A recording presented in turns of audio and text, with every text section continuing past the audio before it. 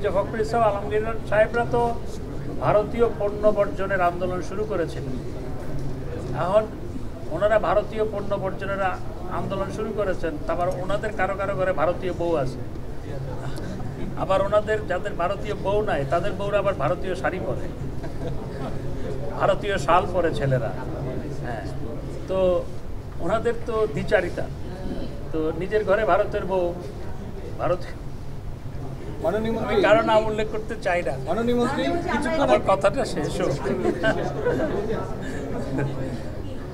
ভারতীয় শাড়ি পরে, তারপর ভারতীয় শাল পরে, আর ভারতীয় শাল পরে আন্দোলনে গিয়ে বলে ভারতের পণ্য বর্জন করো।